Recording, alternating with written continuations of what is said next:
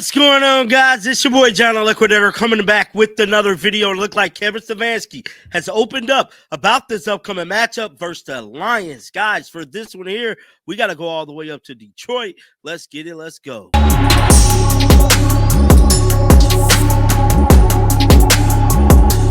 No, the Cleveland Browns have another big-time task at hand. That is facing off against NFL powerhouse Detroit Lions. I'm telling you right now, they gonna lose, bro. Just right out the gate, Joe Flacco gonna lose. They gonna lose, bro. They gonna lose bad to the Lions like that, bro. I just gotta be honest. GOff and company, nasty. But with all that being said, Kevin Stefanski opens up about his current battle, dealing with their high-power offense, their defense, and the whole thing. With all that being said, let's roll the footage. Good in the back end. I think Branch is as good as it gets in this game. 31 led the league in interceptions last year. So they can take the ball away. They can play sound, physical, good returners. Khalif Raymond, I believe, was a Pro Bowler last season. He can punt return, kick return, multiple guys that they can put back there. So a very, very good group as we all see on tape and watching these guys. So great challenge for our football team. We'll need to have a great work week and then get on the bus Saturday to Detroit. With that, I'll take any questions. I was just going to say, just in watching some of that film from the game from the other night, they do so many sort of tricky things with motions and all the different things that they're doing, lots of trick plays. How much on point is your defense going to have to be for all that stuff? Yeah, it's interesting, Mary Kay. Every week it presents a different challenge. I mean, this is a challenge because of the scheme is really good and the players are really good. They're well coached. I think Coach Morton does a great job with that group.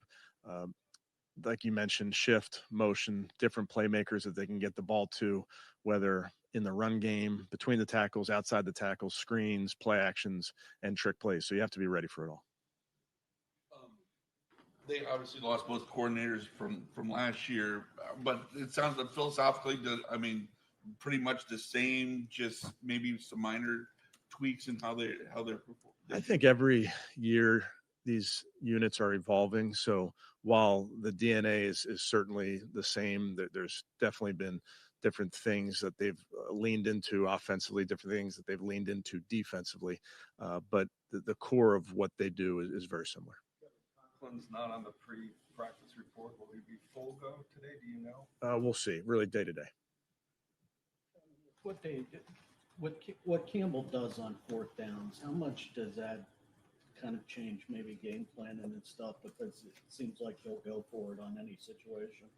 We talk about the other teams we're playing and what they do, what their philosophy is fourth down wise. So we're aware of that.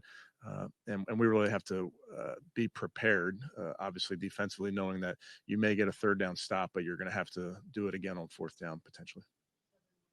Gibbs and Montgomery, and especially what they were able to do against the Ravens. I mean, just how do you feel about the run defense going into this matchup and the fact that you guys did what you were able to do the last 2 weeks against Henry and Jacobs? Well, every week is a new challenge, and it's a different challenge, and it really doesn't matter what you've done prior. So this is a great challenge again because it's a really good scheme. They've got good blockers up front and on the perimeter. Their wide receivers are always freeing up guys with extra blocks down the field, which is really impressive. But then you add those players, you add Gibbs and Montgomery to it. They're extremely talented. They can really run every run style, and they can meaning they can run tight zone and wide zone and then toss schemes, and then they can also use them on the perimeter in a variety of ways.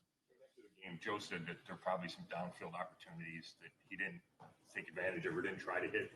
So did you see those available? And then how important is it to mix in some of those? Well, obviously, offensively, you need to find ways to be explosive via run or pass. And when there are opportunities in the pass game, we're going to take our shots. So much of that is dependent on having the time that allows you to do that. So this game is no different than any other game in that you're going to try to game plan or scheme up some opportunities to take those shots, quote unquote, but it's really dependent on what the defense is doing. Situation be fluid throughout the week as you see who's going to be available and how they fare on each side? I think that's fair to say. Yes, in this situation, and at many positions, you're always waiting to get more information throughout the week. Well, Denzel popped up on the injury report. When did he suffer that shoulder and toe injury? And do you expect that to be injury in 2020? Yeah, again, take him day by day, but it's always something that we're going to do with our guys. Just make sure they're feeling good before we put them out there. What was it about Thayer that attracted you guys? You know, that he was the guy that you guys went out and brought in and placed on? Yeah, I think Andrew and the personnel crew do a great job of looking at a ton of different options. He was a guy that we thought would be a good fit for our group. How much being with Vrabel, during training camp, everything, did that connection play any role? I wouldn't say so. No, I think we have so much homework on these guys from their playing days, and obviously him being right down the road, studied him a good bit. He has a lot of experience playing in this league, so he's a guy that we feel like can add to this group and see how it shakes out. His play faking ability, where would you rank Jared Goff? Well, yeah, they do a very good job, Tony. They're, I believe, the number one team under center in the NFL. So he does a lot of his play fakes from under center. He's always done a really good job at it. It's something that they certainly take advantage of in Detroit. I think you said he was a great quarterback. What do you like most about him? I mean, he was the number one overall pick for a reason. He's really, really talented. He can make every throw. You can see off of the tape how intelligent he is. They put a lot on his plate in terms of pre-snap decisions and checks and those type of things. But extremely talented thrower, more athletic than you probably think. He can really move. So he's outstanding. Friday, you said Mike Hall was still progressing, but it's been, I think, a week now since he practiced. So was there something else going on there, a setback? I wouldn't say setback. I'd say he's continuing to progress. He's working very hard. We're kind of sticking to the plan. Coach like Dan Campbell, who's notorious for going for it on fourth down, how does that kind of play into your coaching on third down defense? Well, like I said, we talk about these type of things going into the game because it is important to know, particularly for our defense, to know when it is 4-down territory and when it may be 4-down territory, and that may adjust their call on third down. It may adjust your call on third down, but as a team, you really have to play through all 4 downs and not just assume anything. Okay. Thanks, guys.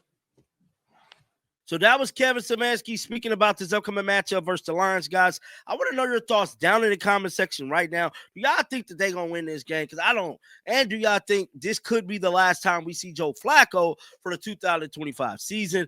Because we know last time they were supposed to play him for like a half, and they didn't for whatever reason. I ain't going to hold him on that.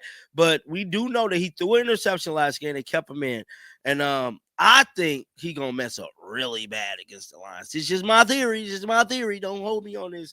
But I ain't trying to burn bread or nothing. But it ain't looking good, man. But definitely let me know y'all thoughts down in the comment section right now. Keep the Bills on. I will be back with another one. And until next time, man, shake the damn haters off. I'm out of here, dog.